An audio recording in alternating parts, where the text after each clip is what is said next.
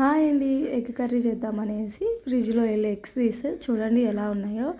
Eggs మొత్తం ఇలా చీలిపోయి ఉన్నాయి. అరే! ఎవరైనా తీసి పగలగొట్టేసి ఫ్రిడ్జ్‌లో పెట్టారా అనిపించింది. పగలగొడితే లిక్విడ్ కారాలిగా, లిక్విడ్ అయితే కారలేదు. సో, నేనైతే బావ ఎవరు పగలగొట్టారననేసి అడిగినా, అవి పగలగొట్టలేదు ఫ్రిడ్జ్‌లో పెట్టావు కదా! అదో అందుకే అవి అలా గడ్డగట్టుకుపోయినాయి అని చెప్పిండు.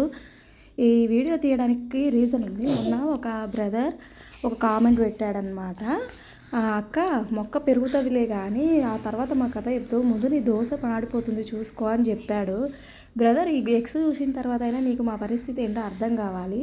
దోశ పిండి 3 days అయినా పులవదు. సో అందుకని మేము దాంట్లో సోలా పొడి వేస్తాం. సోలా పొడి వేయడంతో అది కలరే అలా వస్తుంది తప్పితే నేనేం దోశ మాడగొట్టలేదు, నా దోశ మాడిపోలేదు. ఆ కలరే అలా ఉందన్నమాట. చూడు కావాలంటే ఎగ్స్ పరిస్థితి ఎలా ఉందో, గడ్డ కట్టిపోయినాయి. బయట పెడితే ఎక్కడ చెడిపోతాయో అనేసి ఫ్రిడ్జ్‌లో పెట్టామన్నమాట.